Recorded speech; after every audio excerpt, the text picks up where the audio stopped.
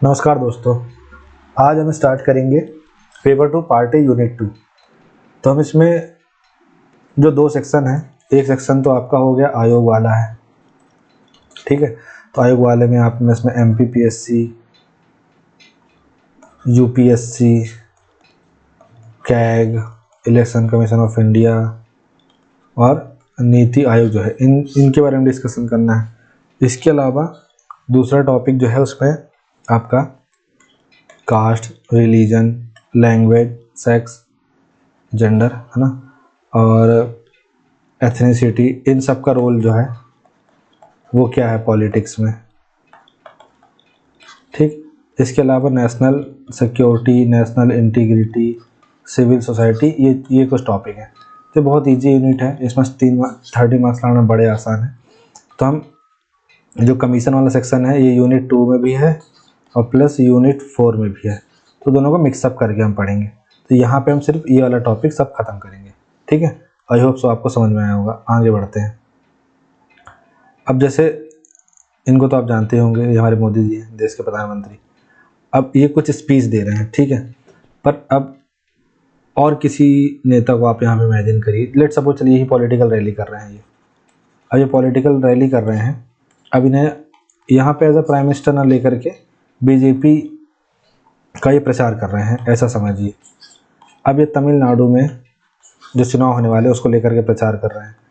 तो आप ये देखेंगे कि वहाँ पे जब अपना स्टार्ट करेंगे स्पीच, ठीक है, तो उस स्पीच में ये देखिएगा आपको ये जो तमिल शब्द में, तमिल भाषा में नमस्ते जैसे बोलते होंगे, ठीक है, ऐसा ही बोलेंगे।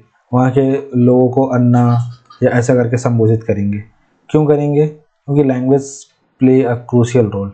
अच्छा, अब मान लीजिए स्टालिन जब प्रचार करेंगे, ठीक है, अब स्टालिन प्रचार करेंगे या उनके बेटे उदयनिधि स्टालिन प्रचार करेंगे, तो ये एंटी हिंदी में प्रचार करेंगे। एंटी हिंदी सेंटिमेंट मतलब कि तमिल को, जो तमिल भाषा है उसको सुपीरियर बना करके प्रचार करेंगे, ताकि जो वहाँ की जनता है उसको ये लगे कि हाँ, ये जो हमारा लीडर है, ये हमारी जो तमिल लैंग्वेज है, ये हमारी जो संगम काल से चलती आई जो संस्कृत से पुरानी लैंग्वेज है, ये इसको प्रोटेक्ट करेंगे, ठीक है। भले उन लोगों को तमिल के बहुत से वर्ड के मतलब भी नहीं पता हो, लेकिन जो पॉलिटिशियन जिस तरीके की बात करेगा, बोलेगा, वो उस तरीके से ढलेंगे। तो ये क्या कहना चाह रहे हैं कि पॉलिटिक्स में लैंग्वेज क्या रोल प्ले करती है, रिलीजन क्या रोल प्ले करता है, वो सब के बारे में बात चलती है, ठीक है। तो वो हम यहाँ पे देखेंगे अब कि जाति की क्या भूमिका है। सबसे पहले तो देखिए कास्ट की क्या भूमिका है। हमारे एक प्रसिद्ध प्रधानमंत्री और बहुत ही प्रबुद्ध प्रधानमंत्री जिन्होंने कहा था, जाति जो कभी नहीं जाती, कास्ट विच नेवर गोज, ठीक। इट मीन्स अगर आप अपना धर्म बदल सकते हैं, ठीक है, तो आपकी चली जाति बदल जाएगी, लेकिन फिर भी जो आपने धर्म, आप जैसे आप पैदा हुए जिस जात में, उस जात से आपको कुछ काम मिला, ठीक है, वो आपका नहीं छूटेगा। तो आपका धर्म बदल सकता है पर आपकी जात नहीं बदल सकती, ठीक है। और यहाँ पे जात क्या रोल प्ले करती है, जाति क्या रोल प्ले करती है, कास्ट क्या रोल प्ले करती है, वो हमें देखना है। जैसे कि आप एक चीज़, मतलब बेसिक सी एक चीज़ ध्यान रखिए आप, कि जैसे ये सब चीज़ में आपका यहाँ पे ये साथ देगी अगर आपने इस तरीके से इसको पढ़ लिया तो। जैसे देखिए कास्ट, ठीक है, कास्ट क्या रोल प्ले करती है। देखिए जैसे कोई नेता है, वो चुनाव में खड़ा हुआ, ठीक, तो सबसे पहली बात तो ये है, उसी नेता को क्या मिलेगी, टिकट मिलेगी जिस एरिया में अगर उसको चुनाव में खड़ा किया जा रहा है, उस एरिया में, जैसे मान लीजिए नेता एक कास्ट का है और किसी पर्टिकुलर, ये मध्य प्रदेश का क्षेत्र है, अब मान लीजिए ये शेड्यूल कास्ट एरिया है, तो ठीक है, यहाँ की सीट अभी रिजर्व नहीं है, ये मान के चलिए यहाँ की सीट रिजर्व नहीं है, ठीक है। तो यहाँ पे एक ऐसे आदमी को टिकट क्या दिया जाएगा जो ओबीसी से होगा या जनरल कैटेगरी से होगा या एसटी कैटेगरी से होगा, ठीक है, देना चाहिए पर दिया नहीं जाएगा। दूसरा आप देखिए, जैसे ये वाला इलाका है, ये मोस्टली ट्राइबल इलाका है, ठीक है। और देखिए और समझने की कोशिश करिए कि जो टिकट वितरण होता है उस टिकट वितरण में कास्ट जो है बहुत बड़ा रोल प्ले करती है। मैं जनरल सीट की बात कर रहा हूँ यहाँ पे, जहाँ पे रिजर्वेशन नहीं है सीटों पे, ठीक है। दूसरा आप देखिएगा कि जब कोई वोटर होता है तो जो पढ़ा लिखा नहीं है, और सिर्फ पढ़े लिखे से यहाँ मतलब नहीं है, मतलब पढ़े लिखे का मतलब ये नहीं ग्रेजुएट है, मतलब जो भी ऐसा बंदा है जो ये सोचता है कि मान लीजिए मैं ए कास्ट का हूँ, तो मैं ए कास्ट, जो ए कास्ट का बंदा मेरे कॉन्स्टिट्यूंसी में खड़ा हुआ है मैं उसी को वोट दूंगा। क्योंकि ये कल को जब मैं इसके पास काम में जाऊंगा और बोलूँगा अरे भाई मेरा नाम फलाने जायसवाल, फलाने ढेकाना है जायसवाल है, ये फलाना यादव है, फलाना पटेल है, ठीक है, फलाना सोनी है, कुछ भी फलाना गुप्ता है, तो सामने वाला भी अगर उसी कास्ट का निकला तो वो क्या बोलेगा, वो ये सोच के जाएगा कि हम सेम सेम कास्ट के हैं तो मेरी ज़रूर मदद करेगा, ठीक है। ऐसा होना ज़रूरी नहीं है, लेकिन उसके दिमाग में साइकोलॉजिकली फिट है कि वो, जैसे आप समझिए ना, जैसे आप यू सपोज कि आप यूरोप चले गए, ठीक, आप इंडिया के एकदम मान लीजिए कि उड़ीसा के किसी एकदम ऐसे लोकल एरिया से आते हैं, अब आप यूरोप पहुंच गए। अब आप यूरोप पहुंच गए तो आपको वहाँ यूरोप में अगर कोई पाकिस्तानी भी मिल जाएगा ना तो भी आपको उतना उससे ममत्व तो आ जाएगा कि अरे भाई साहब, मतलब कितना पड़ोसी इंसान, मतलब कितना करीबी इंसान मिल गया। इंडियंस तो अभी दूर की बात बता रहा हूँ मैं। फिर आप सोचेंगे कोई इंडियंस मिल जाए, ठीक है, वो आपको इंडियंस मिल गया, आपको बहुत मज़ा आएगा उसके साथ। अब मान लीजिए फिर आप सोच, अगर कोई आपके उड़ीसा का ही मिल गया, ठीक है, आप भुवनेश्वर से बिलोंग करते हैं, वो कटक से बिलोंग करता है, अरे वाह यार, मतलब तो मिल गया, बड़ा मज़ा आया। मतलब धीरे धीरे धीरे उसको फिर, मतलब दूर जा कर के उसको महसूस होने लगे कि हाँ यार, हम दोनों एक साथ अच्छे से रह सकते हैं, ठीक है, एक उसको माहौल मिलने लग जाएगा, अपनापन मिलने लग जाएगा। लेकिन ये मज़ा तो यहाँ पे आएगा, ठीक है, लेकिन यहाँ पे वोटिंग, वो जो वोटर है जो वोट दे रहा है अपने ही कास्ट वाले को, तो वो ये सोच करके वोट दे रहा है कि ये मेरे बाद में काम आएगा। जबकि यहाँ ऐसे चल सकता है, पर यहाँ ऐसा नहीं चलेगा। ज़रूरी नहीं है कि वो उसके लिटरली में उसकी कास्ट देख करके उसको बाद में काम कर भी सकता है, नहीं भी कर सकता, हाँ, लेकिन जब वोट लेने जाएगा तो उसका निशाना अपने कास्ट वालों को जरूर बनाएगा वो, ठीक है। इसके अलावा और कास्ट क्या रोल प्ले करती है, जैसे टिकट बांटने में कर दी, वोटिंग बिहेवियर में कर दी, ठीक है। इसके अलावा क्या होता है कि जैसे कोई स्कीम है, ठीक है, अब उस स्कीम से पर्टिकुलर उस कास्ट को फ़ायदा होने वाला है या नहीं होने वाला है, ये सोच करके भी कोई स्कीम बनाई जाती है, ठीक है। इसके अलावा आप देखिए कि जब लोगों को मैनिपुलेट किया जाता है या जब इलेक्शन में प्रचार प्रसार किया जाता है, तो उसके बाद जो जातिगत चीज़ें हैं, जातिगत बातें हैं, बहुत क्रूशियल रोल प्ले करती हैं। तो ये यहाँ पर हम समझने की कोशिश करते हैं कि लिटरली आखिर कास्ट क्या रोल प्ले करती है और कितना रोल प्ले करती है। देखिए, जाति की भूमिका क्या है। तो पहला है मतदान व्यवहार। जातिगत पहचान मतदाता व्यवहार को महत्वपूर्ण रूप से प्रभावित करती है। समुदाय अपनी जाति के पक्ष में पार्टियों का समर्थन करते हैं। उदाहरण, बिहार में यादव मतदाता राष्ट्रीय जनता दल का समर्थन करते हैं। दूसरा, उम्मीदवार का चयन। राजनीतिक दल अक्सर विशिष्ट क्षेत्रों में प्रमुख जातियों से उम्मीदवारों का चयन करते हैं, जैसे हरियाणा में जाट उम्मीदवार। तीसरा, नीति निर्माण। जाति आधारित आरक्षण को बढ़ावा देने वाली मंडल आयोग जैसी नीतियां पिछड़े वर्गों को लाभ पहुंचाने के लिए बनाई गई, ठीक है। Vote bank. पार्टियां लगातार चुनावी समर्थन के लिए जाति आधारित वोट बैंक बनाती है, जैसे बीएसपी का दलित वोट आधार। चुनाव अभियान। नेता विशिष्ट समूहों को आकर्षित करने के लिए जातिगत पहचान को सक्रिय रूप से उजागर करते हैं, जैसे एमपी चुनाव 2023 में कांग्रेस का ओबीसी अभियान, ठीक है, अभी तक जिसकी वजह से हम झेल रहे हैं। 27% कर दिया 14 से, अभी 14 27 तो कर दिया, और आज तक झेल रहा है बच्चा 87-13-13 वाला सिस्टम। जाति गठबंधन। पार्टियां मतदाता समर्थन हासिल करने के लिए प्रभावशाली जाति समूहों के साथ गठबंधन करती हैं, जैसे यूपी में दलित और यादव वोटों के लिए एसपी बीएसपी गठबंधन हो गया। राजनीतिक आंदोलन। आरक्षण के लिए जाति आधारित आंदोलन, जैसे गुजरात में पाटीदार आंदोलन, चुनावी नतीजों को प्रभावित करते हैं। तो ये है जाति का रोल भाई साहब, ठीक है। मतलब आप समझिए कितनी खतरनाक चीज़ होती जाति। अब रिलीजन, ये तो अब पूछो ही मत। मतदान व्यवहार को। धार्मिक समुदाय अक्सर उन पार्टियों के साथ जुड़ते हैं जो उनके हितों को पूरा करती हैं। पिछले चुनाव में मुस्लिम मतदाता बड़े पैमाने पर कांग्रेस का समर्थन करते थे, लेकिन जैसे ट्रिपल तलाक वाला मैटर हुआ, तो ट्रिपल तलाक वाले मैटर में बहुत सी मुस्लिम महिलाओं ने किसको वोट दिया, भाजपा को वोट दिया, ऐसा बोला जाता है। अब देखिए, जैसे इंडियन नेशनल कांग्रेस है, उसके ऊपर बोला जाता था कि वो तुष्टिकरण की नीति राजनीति करती है। या वर्तमान में भी देखिए जैसे वक्फ बिल है, मैं मानता हूँ चलिए वक्फ बिल में 10 में से 8 चीज़ें ठीक है, मानता हूँ, मतलब ये मैंने इसको बहुत अच्छे से स्टडी नहीं करी है, पर एक हाइपोथेटिकल बात चल रही है, मान लेते हैं 10 में से 8 चीज़ें जो है वेल एंड गुड हैं, इसकी 2 चीज़ों में दिक्कत है। अब अगर इन 2 चीज़ों में जो दिक्कत है वो उतनी बड़ी दिक्कत नहीं है कि उससे कुछ दिक्कत क्रिएट हो जाए कल को, लेकिन जो पॉलिटिकल पार्टीज हैं वो क्या करेंगी, वो इन इशू को बड़ा बनाएंगी ताकि जो मुस्लिम वोटर्स हैं, ठीक है ना, उनके मन में क्या जाए कि जो वर्तमान की जो गवर्नमेंट है, एस्टेब्लिश गवर्नमेंट है, ये हमारा अहित चाहती है, तो हम भाई इनको वोट नहीं देंगे, हम जो है कांग्रेस को वोट देंगे, भाजपा को वोट नहीं देंगे, ताकि आगे चल के हमारे ऊपर ऐसे वक्फ संशोधन या वक्फ बिल जैसी चीज़ें लेकर के ना आए। ठीक है, तो ये भी एक तुष्टिकरण की नीति होती है। तो धर्म क्या रोल प्ले करता है, ये तुष्टिकरण।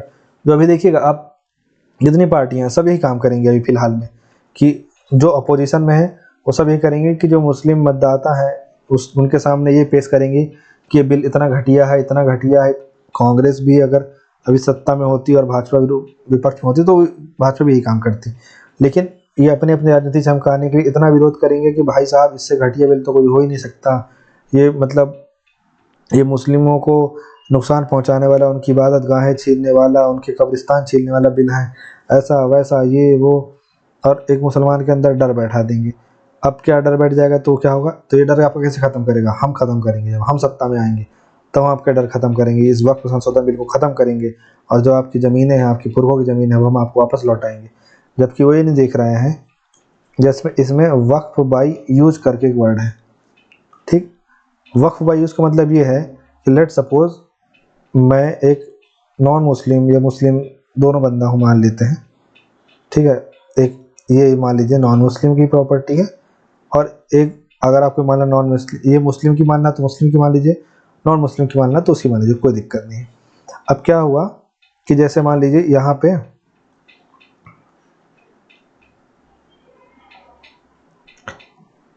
यहाँ पे एक मस्जिद है, ठीक है। अब इस मस्जिद में लोग नमाज पढ़ते हैं, लेकिन क्या होता है जुम्मा के दिन ये जो मस्जिद है भर जाती है, तो मैंने बोला कि भाई साहब आप लोग यहाँ पढ़ लिया करो नमाज, कोई दिक्कत नहीं है। अब मेरे पास बहुत प्रॉपर्टी, कोई दिक्कत नहीं है, लेकिन मैंने इनको दी नहीं है, ठीक है, मैंने इनको बोला आप इसको यूज़ कर लीजिए जुम्मा, कोई दिक्कत नहीं है। अब फिर क्या हुआ, अब उस जगह की जनसंख्या बढ़ी, सब कुछ बढ़ा। अब इस प्रॉपर्टी का मैंने बोला कि ठीक है, अब आपको ऐसा लग रहा है कि आपके यहाँ बढ़ा, तो आप इसको यूज़ करते रहिए, कोई दिक्कत नहीं है, ठीक है। दिन में 5 बार नमाज पढ़ी जाती, लेकिन 5 बार में तो भीड़ नहीं रहती, शाम के वाले में भीड़ रहती है, दिन वाले में या जुम्मा वाले में भीड़ रहती है, ठीक है। अभी पढ़ रहे हैं नमाज, अभी लोग नमाज पढ़ रहे हैं, कोई दिक्कत नहीं है, 10 साल 20 साल 25 साल हो गए, अब मान लो मैं ख़त्म हो गया, मेरे जो बच्चे लोग हैं, ठीक है, उनको भी कोई इश्यू नहीं हुआ। अब धीरे धीरे क्या होगा कि इस चीज़ को 20-25 साल से ज़्यादा हो गए, अब वक्फ जो है ना इसको अपनी प्रॉपर्टी घोषित कर सकता है। क्यों, वक्फ बाय यूज कह के कि ये जो वक्फ के रूप में इसका इस्तेमाल हो रहा है, ठीक है, तो इस प्रॉपर्टी को वक्फ घोषित कर देंगे। क्यों भाई, मैंने तो दी ही नहीं, ठीक है। तो ये एक बड़ा इशू वाला क्लॉज है इसका। लेकिन वहीं पे जब ये बोला जा रहा है कि जो वक्फ जो बोर्ड बनेगा उसमें 3 या 2 मुस्लिम महिला सदस्य होंगी, तो वक्फ जो वर्तमान वक्फ कमेटी है, वक्फ बोर्ड, उसका कहना है कि भाई साहब आप ये कहना चाह रहे हैं कि मुस्लिम जो वक्फ बोर्ड चला रहे हैं वो वुमेन्स को रिप्रेजेंट ही नहीं करते, रिप्रेजेंटेशन ही नहीं देते उनको। जबकि 32 जो बोर्ड बने हुए हैं, टोटल वक्फ बोर्ड बने हुए 32 राज्यों में, तो जितने भी राज्य हैं उन सब में कई ऐसी महिला जो हैं वक्फ बोर्ड का अध्यक्ष रह चुकी हैं राज्य के, और सदस्य रह चुकी हैं। तो इनका ये कहना है कि ये इस तरीके से इसको पोर्ट्रे किया जा रहा है कि जो मुस्लिम महिला हैं उनका रिप्रेजेंटेशन इसमें जो है बहुत बढ़ जाएगा। जबकि मतलब ये इस तरीके से पोर्ट्रे कर रहे हैं कि अभी जो है इनको रिप्रेजेंटेशन मिल ही नहीं रहा था, अभी जैसे वक्फ बोर्ड में महिला शामिल ही नहीं हो रही थी, इस तरीके से पोर्ट्रे किया जा रहा है। तो ये भी गलत चीज़ है।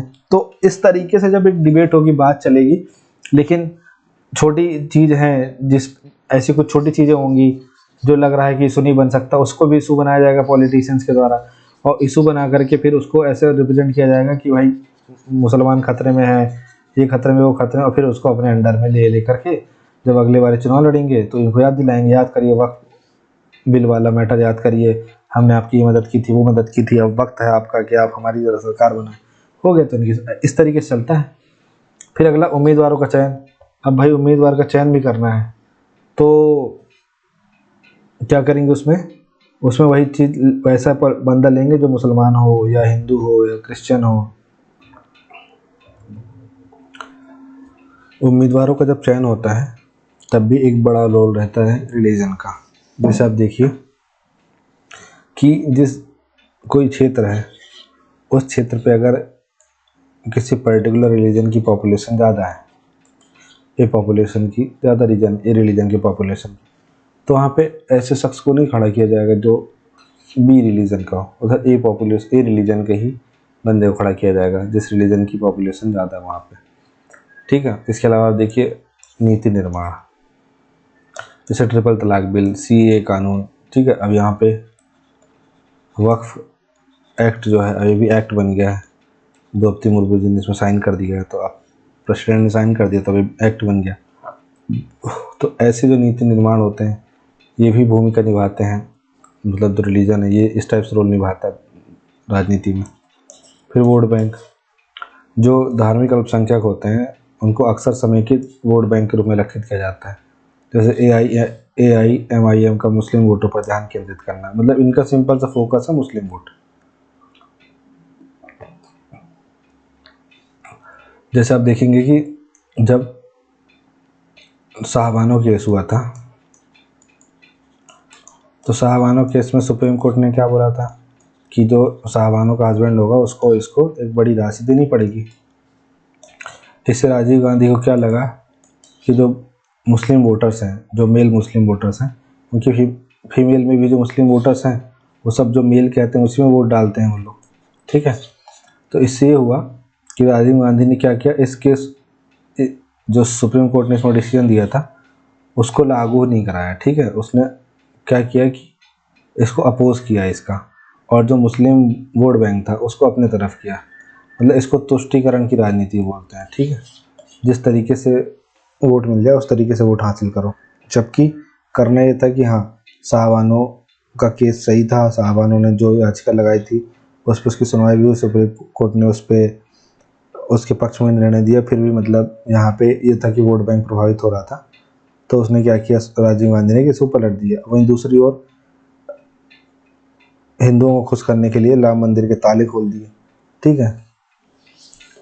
इसके अलावा आप देखिए चुनाव अभियान जब होता है तो धार्मिक प्रतीकों, अनुष्ठानों, मंदिरों, मस्जिदों, इन सब की यात्रा का उपयोग मतदाताओं तक पहुंचने के लिए किया जाता है। आपको देखने लग जाएंगे फलाने मंत्री फलाने मंदिर में घूम रहे हैं। ठीक है। कोई कहीं जैसे मंदिर नहीं है तो वो भी आदमी मंदिर जा रहा है। अभी आपको नॉर्मल नहीं दिखेगा, आपको कोई पॉलिटिशियन कोई मंदिर गया, अच्छा गया भी तो वो दिखाया नहीं जाएगा मीडिया में। हाँ, लेकिन जैसे चुनाव आ जाएंगे तो अब छोटी सी मंदिर जाएंगे ना, उसका भी दिखाया जाएगा कि इनकी इसमें बहुत मान्यता है। अब जैसे राम मंदिर बना, ठीक है ना, चुनाव अभियान के तहत मुद्दा है, सिंपल सी बात है। सांप्रदायिक ध्रुवीकरण, धार्मिक तनाव का कभी कभी मतदाताओं को ध्रुवीकृत करने के लिए राजनीतिक रूप से शोषण किया जाता है। ठीक है। एक दंगा होगा, उस दंगे में फिर दो पक्ष लड़ेंगे, दोनों पक्ष की लड़ाई झगड़ा होगा, फिर आपस के नेता बदला लिवाने के लिए खड़े हो जाएंगे, और फिर जो बदला पूरा करा देगा उसको बाद में वोट मिल जाएगा। फिर धार्मिक आंदोलन, राम जन्मभूमि आंदोलन जैसे आंदोलन राजनीतिक परिणामों को महत्वपूर्ण रूप से प्रभावित करते हैं। ठीक है। इसके बाद वर्ग की भूमिका, हमने जब देखा था इंडस वैली सिविलाइजेशन में कि जैसे क्लासेस, ठीक है ना, वर्ग बना हुआ था, तो सामान्य वर्ग और उच्च वर्ग इस टाइप से बना हुआ था। तो जैसे आप सुनते होंगे कि middle class, upper class, lower class, इस टाइप से सुनते होंगे ना।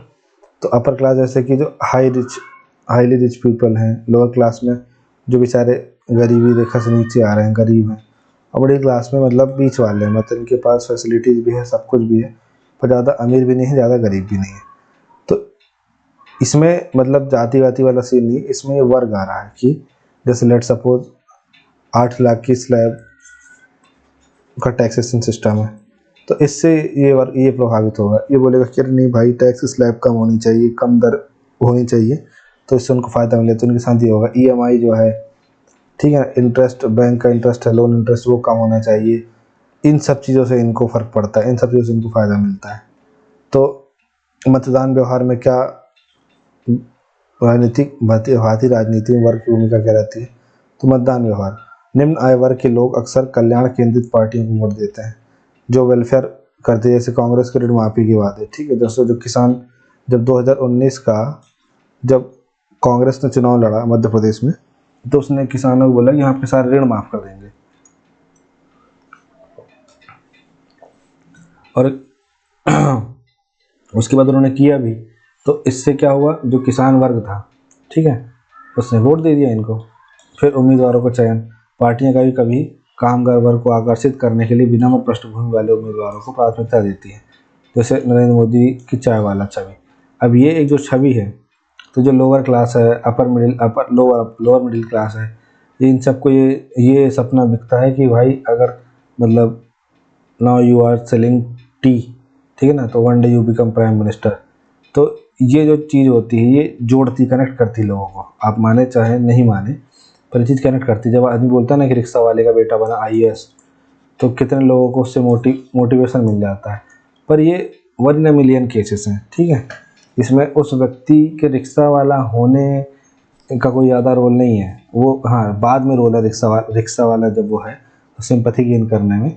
बाकी वो बंदा टैलेंटेड नहीं होता तो वो फिर चाहे वो रिक्शा वाले का हो, चाहे वो IAS का बेटा, IAS नहीं बनता। फिर अगला है नीति निर्माण, मनरेगा, PM किसान, खाद्य सुरक्षा, ऐसे अधिनियम, ऐसी योजनाएं आर्थिक रूप से कमजोर वर्गों को लक्षित करती हैं। फिर वोट बैंक, कल्याणकारी नीतियों के माध्यम से गरीब और हाशिए पर पड़े समूहों को एकजुट किया जाता है, जैसे बिहार का कम आय वाले मतदाताओं पर ध्यान केंद्रित करना, ठीक है, और इनको फिर वोट बैंक बनाया जाता है। चुनाव अभियान, आर्थिक लाभ, सब्सिडी, टैक्स रिफॉर्म, इन सब के वादे मतदाताओं को आकर्षित करते हैं। लोक लुभावन राजनीति, नगद प्रोत्साहन, ऋण माफी, मुफ्त सुविधाएं, ठीक है, आर्थिक रूप से कमजोर समूहों को आकर्षित करती हैं। जैसे फ्रीबीज बांटना, कितना बेकार चीज़ है भाई। महिलाओं को 5 रुपए की टिकट अभी फ्री मिल रही, क्या महिलाएं 5 रुपये अफोर्ड नहीं कर सकती?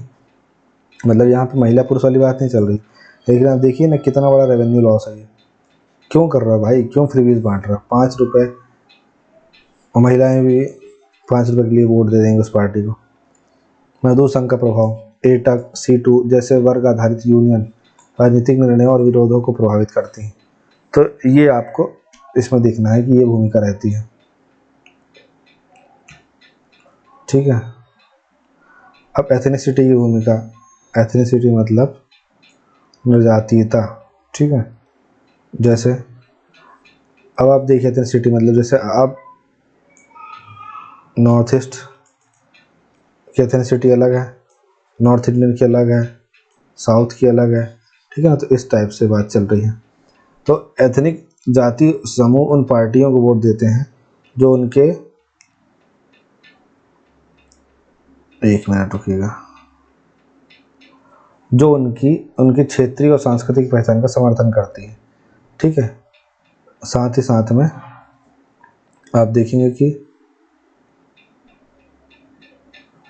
उम्मीदवार का जब जैसे देखिए मतदान व्यवहार में, तो एथनिक जाति समूह उन पार्टियों को वोट देते हैं जो उनकी क्षेत्रीय और सांस्कृतिक पहचान का समर्थन करती है, जैसे असम में BPF का समर्थन करने वाले बोडो मतदाता। या फिर आप देखिएगा कि कैसे जब मोदी जी अगर कभी भी जा रहे हैं असम में, अरुणाचल प्रदेश में अपने पार्टी का चुनाव प्रचार करने के लिए, या फिर उधर कोई इनॉग्रेशन हो रहा है उस चीज़ के लिए जा रहे हैं, तो देखिए वहीं की वेशभूषा धारण करते हैं। फिर उम्मीदवार का चयन, तो क्षेत्रीय समर्थन जीतने के लिए राजनेताओं को अक्सर प्रमुख एथनिक समूह से चुना जाता है। उदाहरण के लिए पूर्वोत्तर की राजनीति में नागा नेता, या फिर आप देखिए जैसे किरण रिजिजू हैं जो अल्पसंख्यक मंत्री हैं, ठीक है। आप देखिए जो नॉर्थ ईस्ट से चुनाव जीतते हैं, वो नॉर्थ ईस्ट से लड़ते हैं, नॉर्थ ईस्ट ग्रुप के ही हैं वो। तो आप देखिए नॉर्थ ईस्ट ग्रुप से कभी ऐसा नहीं होगा कि आपको नॉर्थ इंडिया का कोई बंदा खड़ा कर दिया जाएगा, ठीक है ना। तो एथनिसिटी क्या है? लोगों का एक सामाजिक समूह है जो एक समान संस्कृति, इतिहास, भाषा, अन्य विशेषताओं को साझा करते हैं। फिर यह उस समूह के साथ किसी व्यक्ति की पहचान को भी रिलेट करता है, जैसे साझा संस्कृति, इतिहास, भाषा या अन्य विशेषताओं पर आधारित सामाजिक विभाजन। जैसे अगर मैं यहाँ पे लिख दूँ साझा संस्कृति, इतिहास, भाषा एटसेट्रा विशेषताओं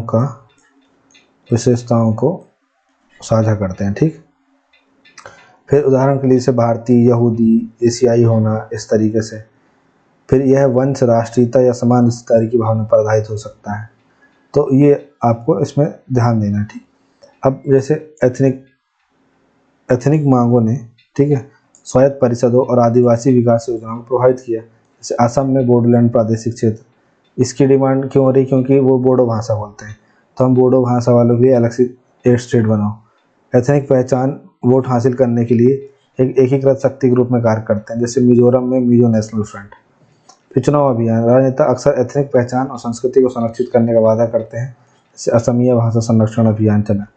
जातीय आंदोलन, या फिर जैसे आपने देखा अभी जो मणिपुर में आंदोलन चला। ठीक है, जातीय आंदोलन में स्वायत्तता या मान्यता की मांग राज्य की राजनीति को प्रभावित करती है। पश्चिम बंगाल में गोरखालैंड आंदोलन। फिर क्षेत्रीय पार्टी गठन, जातीय चिंताओं के कारण शक्तिशाली क्षेत्रीय दलों का गठन होता है। असम में असम गण परिषद। तो ये एथनिसिटी जो है एक रोल अपना प्ले करती है, किसमें? पॉलिटी में। फिर ऐसे भाषा देखिए, ये भी बड़ा क्रूशियल रोल प्ले करती है। मतदान व्यवहार, आप देखिए ना, मतलब 1953 में जब 43 रामुल्लू ने की जब डेथ हो गई, तो अक्टूबर 1953 में तुरंत ही आंध्र प्रदेश बनाना पड़ गया। ठीक है, मतलब आप समझ रहे हैं कितना बड़ा रोल भाषा का प्ले करती है। भाषाई पहचान, भाषाई बहुल राज्यों में मतदाताओं की प्राथमिकता को प्रभावित करती है। जैसे तमिलनाडु में डीएमके का तमिल गौरव। ठीक, मतलब कि जैसे अभी देखिए ना, आप जो स्टालिन क्या कर रहे हैं, स्टालिन यही तो कर रहे हैं कि भाषाई बात को मुद्दा बना करके अपने यहाँ पे वोट बैंक खींचने का काम कर रहे हैं, सिंपल सा, कुछ नहीं। जैसे ट्रंप क्या कर, ट्रंप टैरिफ लगा रहा है, क्यों लगा रहा है? वो चुनाव इस वजह से जीता है कि जब मैं आऊँगा तो ट्रंप टैरिफ लगाऊंगा। अब कंजर्वेटिज्म कर रहा है, ठीक है ना। अब क्या कर रहा है, वो अपने देश में दूसरे देश की जो सस्ती वस्तुएं हैं उनको आने से रोक रहा है। तो सेम ऐसी कामें करेंगे कि जो तमिलनाडु में बाहरी, उनके हिसाब से जो नॉन तमिल बोलने वाले लोग हैं, ठीक है, उन लोगों को तमिलनाडु से बाहर रखने की कोशिश करेंगे, तो तमिलनाडु जनता अपने आप खुश हो जाएगी।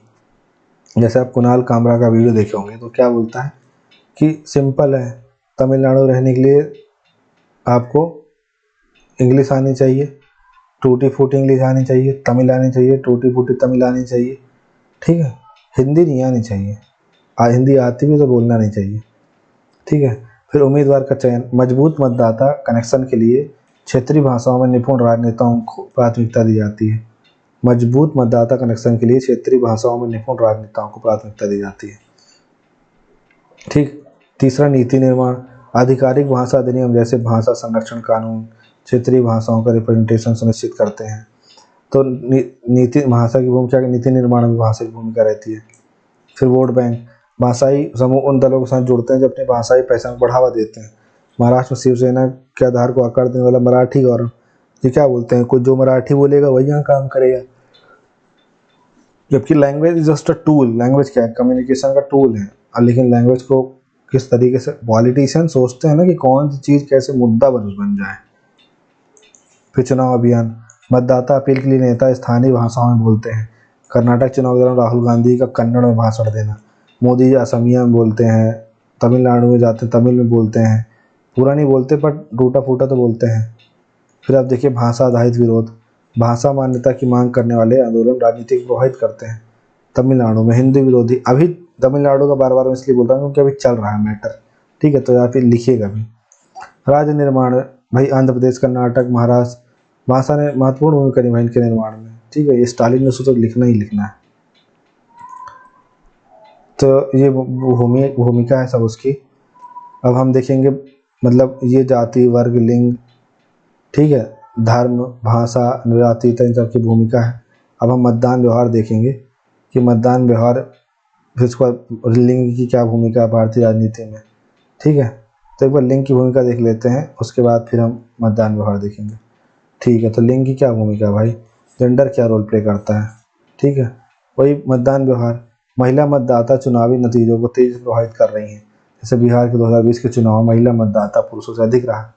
अब देखिए ना, जैसे कि उम्मीदवार का चयन होना है, ठीक, तो राजनीतिक दल महिला मतदाताओं को आकर्षित करने के लिए महिला उम्मीदवारों को बढ़ावा देते हैं। जैसे एक महिला वोटर खड़ी है, महिला खड़ी है, तो इसको मेल तो वोट देने जाएगा ही, पर फीमेल भी वोट देने जाएगी। ममता बनर्जी का टीएमसी महिला नेताओं पर ध्यान केंद्रित करना, ठीक, उसका नीति निर्माण, बेटी बचाओ बेटी पढ़ाओ, उज्ज्वला योजना, कन्याश्री योजना, लाडली बहना योजना, महतारी वंदना योजना, ये सब योजनाएं क्या करती हैं? ये सब यही करती हैं, महिलाओं को आकर्षित करती हैं। ये 5 मार्च, ये मैं बता रहा हूँ, लाडली बहना योजना 5 मार्च 2023 को शुरू हुई। इस दिन शिवराज सिंह चौहान जी का जन्मदिन रहता है, इस दिन से शुरू हुई। फिर लास्ट में इसी साल 2023 के लास्ट में चुनाव भी थे। बहुत बड़ा असर पड़ा लाडली बहना योजना का, और चुनाव जीत गई भाजपा। जो मतलब एंटी इनकम्बेंसी जैसा माहौल चल रहा था कि 100 सीट भी आ जाए बड़ी बात है, वहाँ इन्होंने 163 सीट ले आए। कितना बड़ा रोल किया, इस स्कीम में रोल प्ले किया। वोट बैंक, महिला केंद्रित कार्यक्रम लिंग आधारित वोट बैंक बनाते हैं। तमिलनाडु में महिलाओं के लिए मुफ्त बस यात्रा, दिल्ली में मुफ्त बस यात्रा, ठीक है, फ्री बीस कर देना। तो ये सब चीज़ें, चुनाव अभियान, नेता अक्सर महिलाओं की सुरक्षा, शिक्षा, स्वास्थ्य जैसे मुद्दों को उजागर करते हैं। फिर महिला सशक्तिकरण आंदोलन, गुलाबी गैंग समूह जैसे महिलाओं के अधिकारों और राजनीतिक भागीदारी को उजागर करते हैं। लिंग कोटा, स्थानीय निकायों में आरक्षण ने जमीनी स्तर की राजनीति महिलाओं की भागीदारी बढ़ाई। पंचायतों में 33%, मध्य प्रदेश में 50% के आसपास आरक्षण है। वहीं अभी 1/3 आरक्षण कर दिया गया है लोकसभा के लिए और विधानसभा के लिए, और 2028 या 29 से लागू होगा, वो अलग बात है, ठीक है। तो ये रोल प्ले करती हैं वुमेन्स, किसमें? अब देखिए जैसे क्या होगा, रोल मतलब जेंडर क्या रोल प्ले करता है कैंडिडेट को खड़ा करने में। तो वुमेन कैंडिडेट खड़ा होगी तो वोटर भी वैसे मिलेंगे, ठीक है। वोटिंग बिहेवियर को बदलती है, कैसे बदलती है? अगर एक वुमेन खड़ी है तो दूसरी वुमेन इसको वोट देने के चांस ज़्यादा हैं, ठीक है। इसके जो पॉलिसी होती है, फिर ये खुद एक वोट बैंक है, फिर चुनाव अभियान कैसे चल रहा है, ठीक है, चुनाव, फिर उसका पॉलिसी मेकिंग जो है, तो इन सब में जब हम जो रोल होता है जेंडर का, वो क्रूशियल हो जाता है। अब अगर हम इसमें देखें भारतीय राजनीति में मतदान व्यवहार, ठीक, तो जो वोटिंग बिहेवियर है वो हमें देखना है इसमें।